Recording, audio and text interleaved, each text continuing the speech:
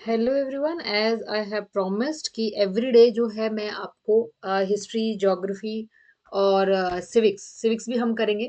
इनके क्या कराने वाली थी, मैं प्रिपरेशन कराने वाली हूँ, है ना। हर एक टॉपिक का जो है हम यहाँ पे क्वेश्चंस करने वाले हैं, हर एक टॉपिक से related according to our syllabus. Syllabus के अकॉर्डिंग हम यहाँ पे क्या करेंगे, एवरी डे एक टॉपिक करेंगे और उस टॉपिक को जो है हम कंटेंट के साथ साथ एमसीक्यू भी करेंगे, जिससे कि आपको ये क्लैरिफाई हो जाए किस तरीके के एग्जाम में क्वेश्चंस आते हैं। तो विदाउट वेस्टिंग अ मिनट, उससे पहले इस चैनल को लाइक, शेयर एंड सब्सक्राइब जरूर कर दीजिए। उन सभी स्टूडेंट्स तक ये वीडियो पहुंचा दीजिए जो कि एक ऑथेंटिक और करेक्ट कंटेंट पढ़ना चाहते हैं और अपने यूपी टेट की प्रिपरेशन को और अच्छा करना चाहते हैं। तो without wasting a minute, let's start. देखो भाई, हिस्ट्री में हमने अभी तक ये सब कर लिया है। हमने हमने स्टोन एज कंप्लीट कर लिया, ठीक है। और हमने और क्या किया था कल वाली क्लास में हमने जो है ये मुगल एम्पायर कंप्लीट किया। आज हम करने वाले हैं establishment, expansion and decline of Delhi सल्तनत। दिस टॉपिक, ये थर्ड टॉपिक आज हम इसमें करेंगे कवर। तो देखो, यू ऑल नो कि दिल्ली सल्तनत की शुरुआत होती है 1206 से लेकर 1526 तक, है ना। 1526 तक रहते हैं ये, और इसके बाद किसका हो जाता है, दिल्ली सल्तनत के बाद मुगल एम्पायर की एंट्री हो जाती है ना। मुगल एम्पायर की एंट्री किसके बाद हो जाती है, after the decline of Delhi सल्तनत। तो दिल्ली सल्तनत जो है वो मिडीवियल इस्लामिक स्टेट है और नॉर्थ इंडिया में स्टैब्लिश हुआ after the decline of Rajput power. अब इनसे पहले अगर हम दिल्ली सल्तनत के बारे में बात करें तो इनसे पहले कौन थे। यहाँ पर ये हमारा दिल्ली सल्तनत आता है। दिल्ली सल्तनत, इनसे पहले जो थे वो थे राजपूत, ठीक है। राजपूत एम्पायर था इनसे पहले एम्पायर, और इनके बाद कौन आया, इनके बाद आए मुगल एम्पायर, ठीक है। और इन दोनों के बीच में हमारा ये क्या था, दिल्ली सल्तनत। तो दिल्ली सल्तनत, राजपूत एम्पायर का डिक्लाइन हुआ, है ना। आपको सीरीज में याद रखना है, राजपूत एम्पायर के डिक्लाइन के बाद दिल्ली सल्तनत की एंट्री होती है, एंड दिल्ली सल्तनत के डिक्लाइन के बाद मुगल एम्पायर आ जाता है, ओके। और मुगलों के बाद हमारा क्या आ गया था, ईआईसी ना, ईस्ट इंडिया कंपनी की एंट्री, और ईस्ट इंडिया कंपनी के बाद हमारी country at the end independence हो गई और हम मॉडर्न हिस्ट्री पढ़ने लग गए, ठीक है। तो दिल्ली सल्तनत हमारा 0 to 6 से लेके 1526 तक रहा। ये हमारा 1526 से लेके 1858 तक रहा, है ना। ये ऑलमोस्ट 300 ईयर्स तक लिया था। फिर ईस्ट इंडिया कंपनी जब आई तो ईस्ट इंडिया कंपनी जो थी हमारी 1858 से लेके 1947 तक रही, और उसके बाद 1947 से till present we are in modern state. Clear. So this is the whole thing जो हम आज इसमें से हम दिल्ली सल्तनत के बारे में पढ़ने वाले हैं। तो दिल्ली सल्तनत जो है, it was rule 5 dynasties. Delhi सल्तनत को उस समय 5 डायनेस्टीज ने रूल किया। कितने डायनेस्टीज ने रूल किया, 5 डायनेस्टीज ने, 1206 से लेके 1526 तक। सल्तनत played an important role in shaping India's administrative system, military organisation, architecture, culture. क्योंकि किसी भी तरीके की जब डायनेस्टी आती है तो वो उस एरिया को हर एक बेसिस पर क्या करती है, इन्फ्लुएंस करती है, whether it is based on administration, culture और organisation, military organisation, architecture, language, हर एक बेसिस पर, ठीक है। तो देखो, एस्टेब्लिशमेंट ऑफ दिल्ली सल्तनत जब होता है, रिपीट टर्किश रूलर्स लगातार क्या कर रहे हैं, रिपीटेड इन्वेशन कर रहे हैं। अभी तो मैं आपको कॉन्सेप्ट विद फैक्ट्स भी पढ़ा रही हूँ। इससे पहले ना इसको और डिटेल एक्सप्लेनेशन के लिए और भी वीडियोस हैं, आप प्लेलिस्ट में जाके चेक कर सकते हैं, हिस्ट्री के प्लेलिस्ट में। वहां पर आपको इनकी और ज्यादा डिटेल वीडियोस मिल जाएंगे। तो most important among them was Mohammad Ghori. लगातार टर्किश रूलर्स लगातार क्या कर रहे थे, इंडिया के ऊपर इन्वेशन कर रहे थे, बार बार आ रहे थे, लूट मचा रहे थे, वापस जा रहे थे, कब्जा कर रहे थे। तो इसमें जो सबसे इंपॉर्टेंट जो आता है वो थे मोहम्मद मोहम्मद घोरी, ठीक है। और मोहम्मद गौरी के डेथ के बाद 1206 में उन्हीं का एक स्लेव था कुतुबुद्दीन ऐबक, जिसने खुद को दिल्ली का रूलर डिक्लेयर कर दिया, ठीक है। तो 1206 एडी में उसने दिल्ली सल्तनत की नींव रखी, किसने, कुतुबुद्दीन ऐबक ने। और इसके बाद यहां से शुरुआत हो जाती है स्लेव डायनेस्टी की, यानी ममलूक डायनेस्टी। स्लेव डायनेस्टी को और क्या कहते हैं, हम ममलूक कहते हैं। कहां से शुरुआत हो जाती है हमारी स्लेव डायनेस्टी की, कुतुबुद्दीन ऐबक से, ठीक है। तो कुतुबुद्दीन ऐबक ने खुद को क्या कर दिया, डिक्लेयर कर दिया ruler of the Delhi, ruler of Delhi खुद को डिक्लेयर किया। एंड यहां से शुरुआत हो गई हमारी स्लेव डायनेस्टी की, ठीक है। इसके बाद इसने क्या बनाया, जब दिल्ली सल्तनत को उसने खुद को उसका रूलर किया तो इसने कैपिटल बना दिया दिल्ली को। दिल्ली इसकी क्या बन गई, कैपिटल बन गई। He laid the foundation of Qutub Minar, जो आपने दिल्ली में देखा होगा कुतुब मीनार, उसको उसका फाउंडेशन इसने किया था। लेकिन पूरी तरीके से उसको बनवा नहीं पाया। ठीक है, तो उसको आगे चलकर कंप्लीट किया इसी के आगे सक्सेसर ने। इंपॉर्टेंट रूलर, स्लेव डायनेस्टी के कितने इंपॉर्टेंट रूलर्स थे, 4 इंपॉर्टेंट रूलर्स थे। एक तो था हमारा कुतुबुद्दीन ऐबक, दूसरा इल्तुतमिश, तीसरी थी रजिया सुल्तान और चौथा बलवान। रजिया सुल्तान जो है फर्स्ट लेडी है, ठीक है, फर्स्ट लेडी एम्परर हम इसको कह सकते हैं, रूलर, एम्परर कहना सही नहीं होगा, रूलर, फर्स्ट लेडी रूलर थी, ठीक है, रजिया सुल्तान। तो रोल ऑफ इल्तुतमिश, अब इल्तुतमिश का क्या रोल था, इसने सल्तनत को और ज्यादा कंसोलिडेट किया और इक्ता सिस्टम इसने इंट्रोड्यूस किया। एग्जाम में क्वेश्चन आ सकता है who introduced iqta system, who introduce, तो आपको पता होना चाहिए जो ये इक्ता सिस्टम है वो इल्तुतमिश ने किया था इंट्रोड्यूस। किसने किया था, इल्तुतमिश ने इसको इंट्रोड्यूस किया था इक्ता सिस्टम को। Received caliph recognition giving legitimacy to the sultanate and completed Qutub Minar, और इसने जो कुतुब मीनार कुतुबुद्दीन ऐबक ने आधे में ही कंप्लीट करके खत्म कर दिया था उसको पूरा किया किसने, इल्तुतमिश ने। इल्तुतमिश के बाद जो उनकी नेक्स्ट सक्सेसर बनी वो बनी थी रजिया सुल्तान, वुमेन रूलर थी, single, first and only women ruler, ठीक है। लेकिन टर्किश नोबल्स की वजह से इसको बहुत सारा ओपोजिशन फेस करना पड़ा एंड आखिरकार इसको हटा दिया गया इसके पद से।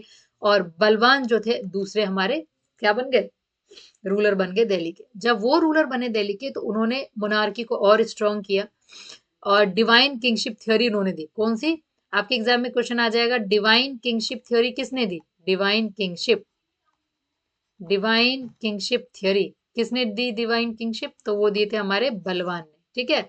Maintain strong law and order, अपने उन्होंने अपनी सल्तनत में स्ट्रॉन्ग लॉ एंड ऑर्डर को मेंटेन किया, ठीक है। चलो now move on to next, expansion of Delhi Sultanate. अब यहाँ से दिल्ली सल्तनत का एक्सपेंशन कैसे होता है, उसको आगे किस किस डायनेस्टी ने बढ़ाया। बलवान के बाद आते हैं हमारे खलजी डायनेस्टी, 1290 से 1320 के बीच में रहे। जलालुद्दीन खलजी इसके फाउंडर थे, जलालुद्दीन अलाउद्दीन खलजी, ठीक है, 1296 से 1316 तक। एक्सपेंशन किया इन्होंने सल्तनत का, कहां से, दक्कन से लेके साउथ इंडिया पूरा इन्होंने क्या किया, इन्वेड किया, एक्सपेंड किया अपने पूरे एम्पायर को, और मंगोल इन्वेंशन को सक्सेसफुली रिपेल कर दिया, बढ़ने नहीं दिया आगे। इसके बाद इन्होंने अपने इकोनॉमिक रिफॉर्म्स किए बहुत सारे, और इकोनॉमिक रिफॉर्म्स में इन्होंने क्या किए, इन्होंने मार्केट कंट्रोल रखा, मार्केट कंट्रोल पॉलिसी बनाई।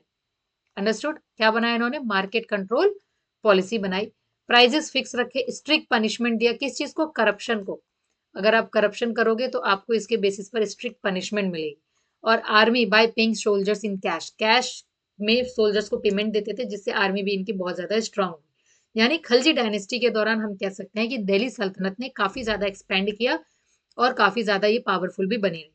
फिर आता है तुगलक डायनेस्टी, 1320 से 1414 तक। फाउंड किया इसको गयासुद्दीन तुगलक ने, मोहम्मद बिन तुगलक भी बोलते हैं ना, known for ambitious but failed experiment.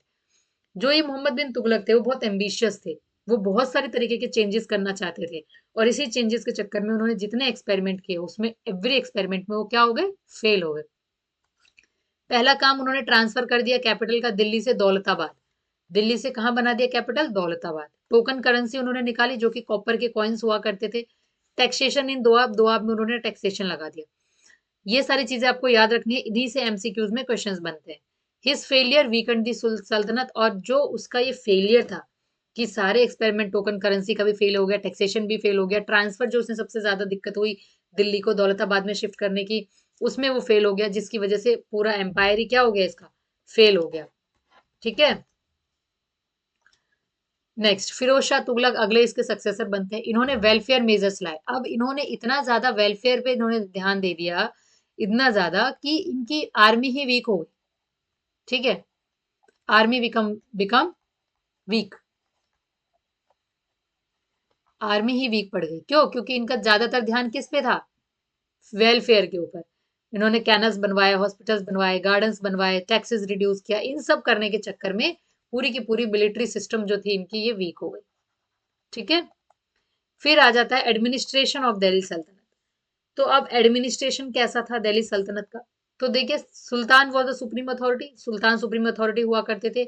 इसके अलावा इन्हें डिफरेंट डिफरेंट मिनिस्टर्स असिस्ट करते थे जिनका इन्होंने अलग अलग नाम रखा था। जैसे वजीर, जो वजीर होते थे वो फाइनेंस को असिस्ट करते थे।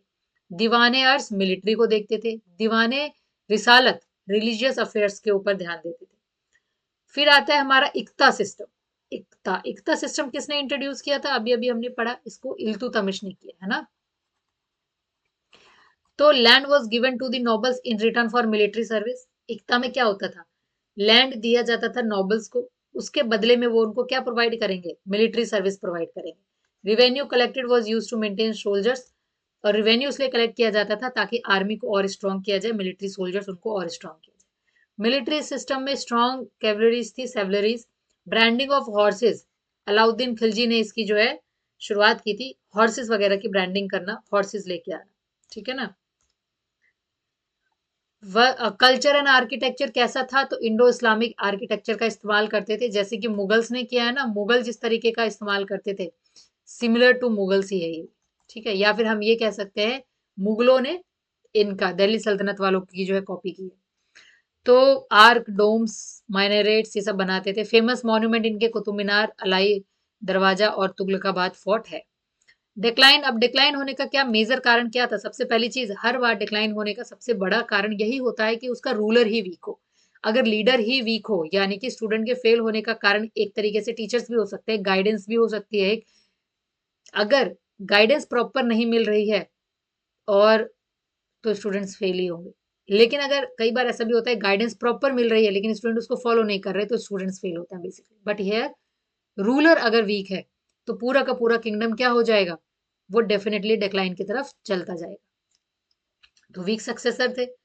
फेल्ड पॉलिसी, मोहम्मद बिन तुगलक ने जो इतने एक्सपेरिमेंट्स कर दिए वो सारी पॉलिसी फेल हो गई। फाइनेंशियल क्राइसिस हो गया, नोबल रिवॉल्ट्स हो गए, जो नोबल्स थे उन्होंने रिवॉल्ट करना स्टार्ट कर दिया। Provincial kingdoms becoming independent, foreign इन्वेशन आना स्टार्ट हो गया है ना। फॉरेन इन्वेशन में किसका इन्वेशन हुआ? तैमूर का।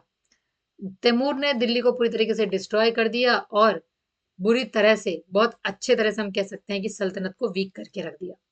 Understood? Move on to next, last phase, Sayyid and Lodi dynasty. जो आखिरी फेज रहा दिल्ली सल्तनत का वो था सैयद एंड लोधी डायनेस्टीज का।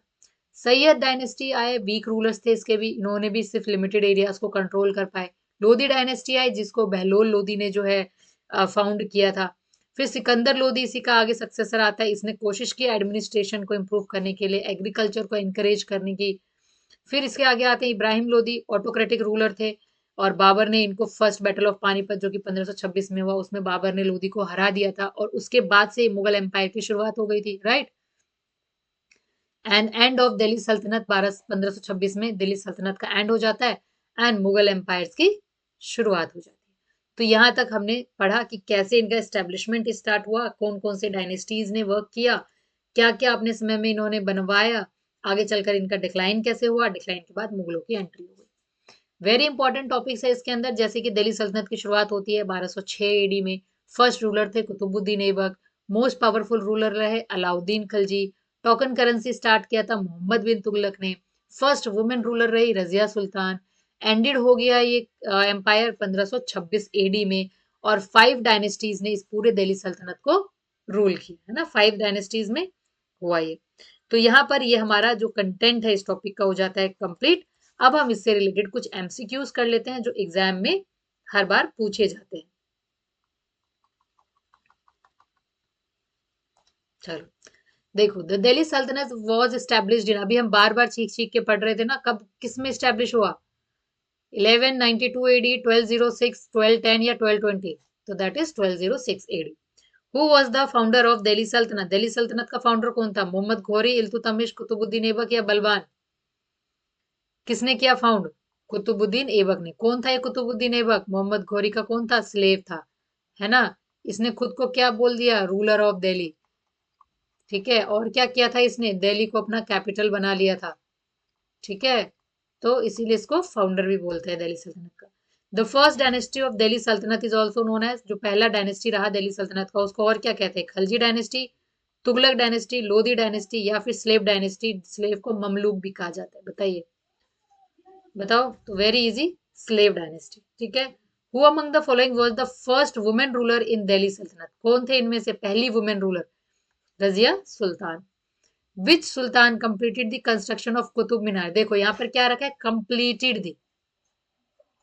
शुरुआत किसने की? कुतुबुद्दीन ऐबक ने। कंप्लीट उसको किसने किया? इल्तुतमिश ने, है ना।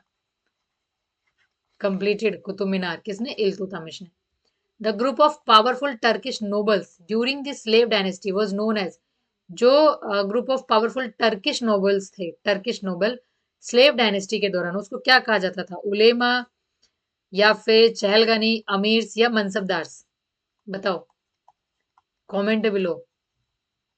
कुछ टॉपिक्स तो आपको खुद भी आने चाहिए ना, बताना क्या है इसका answer. Which sultan introduce the theory of divine kingship? Theory of divine kingship किसने स्टार्ट किया? इल्तुतमिश, अलाउद्दीन खिलजी, बलबान या फिरोज शाह तुगलक?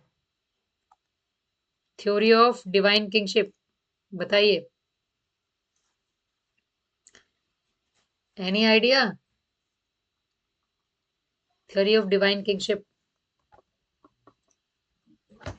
कहाँ थे हम? Here, okay. बलबान ने। किसने किया? Balban. Who founded the Khalji dynasty? Khalji dynasty किसने फाउंड किया? अलाउद्दीन, जलालुद्दीन, बलबन या Ghiyasuddin? That is Jalaluddin.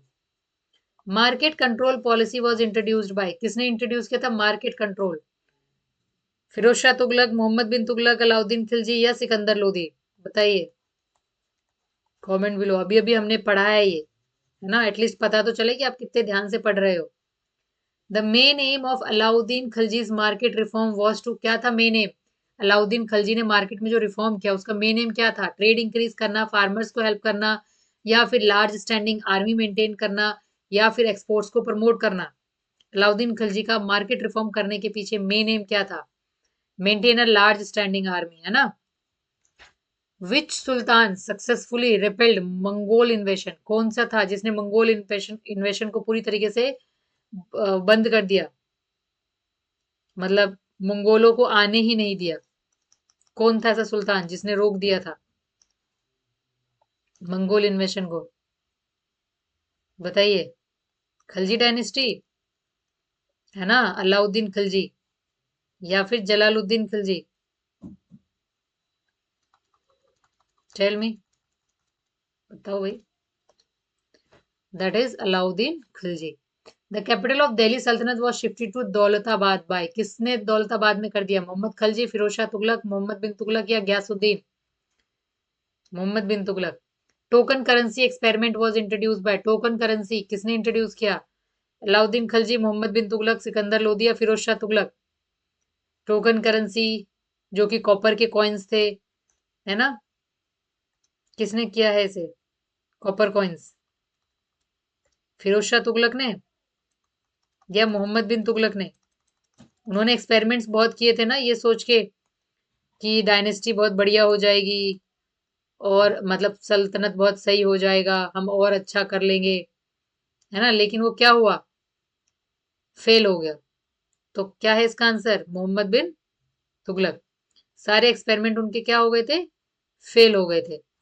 Excessive taxation in the Doab region was done during the reign of? किसके? मोहम्मद बिन तुगलक के। टैक्सेशन लगा दिया था उसने दोआब रीजन में। Which sultan was known for the welfare measures? इतना ज्यादा वेलफेयर कर दिया उसने कि उसकी पूरी आर्मी ही खराब हो गई। फिरोज शाह तुगलक, ठीक है। Timur invaded Delhi in? कब हुआ? 1414 एडी में।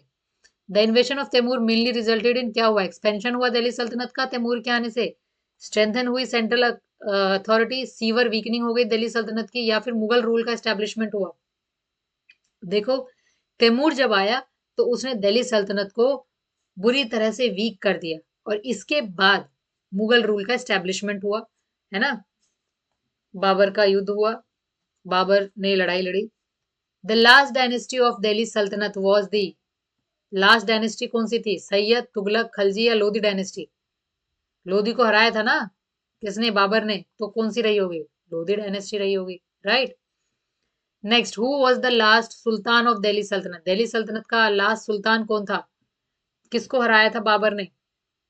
इब्राहिम लोदी को। तो इब्राहिम लोदी ही होगा, है ना। द दिल्ली सल्तनत ended in 1526 due to?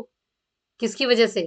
Taimur के इन्वेशन की वजह से दिल्ली सल्तनत खत्म हो गया, रिवॉल्ट हो गया नोबल्स के बीच में, या फिर बैटल ऑफ खानवा हुआ, या फर्स्ट बैटल ऑफ पानीपत हुआ? तो ये था first battle of Panipat between whom, between Babur and Lodhi. और इसके बाद ही हमारा क्या हो जाता है, मुगल डायनेस्टी, मुगल एम्पायर का एस्टेब्लिशमेंट हो जाता है। क्लियर? तो here we have completed this topic. आज जो है हमारा हिस्ट्री का जो है मुगल एक्सपेंशन ऑफ दिल्ली सल्तनत का जो टॉपिक है वो हमारे यहाँ खत्म होता है। हम चला रहे हैं यूपी टेट में एनसीईआरटी प्लस एससीईआरटी सीरीज, ठीक है, कॉन्सेप्ट क्लैरिटी सीरीज, ठीक है। इसमें आपको सारे कॉन्सेप्ट्स को क्लियर क्लियर कराया जाएगा, कॉन्सेप्ट्स प्लस इसके साथ हम एमसीक्यूज करेंगे। आने वाले टाइम में हम पीवाईक्यूज भी करेंगे। और ये जो भी कंटेंट है ये from my knowledge best content है। अगर आप इसको फॉलो करते हो तो definitely you will score good in exam. तो पढ़ते रहिए, अपने गवर्नमेंट जॉब के ड्रीम को साकार करने के लिए मेहनत करते रहिए, डेफिनेटली यू विल सक्सीड। और इस चैनल को लाइक शेयर एंड सब्सक्राइब करते रहिए और नीडी स्टूडेंट्स तक इसे पहुंचाते रहिए। तो मिलते हैं नेक्स्ट डे अपने नेक्स्ट वीडियो के साथ। तब तक के लिए बाय बाय।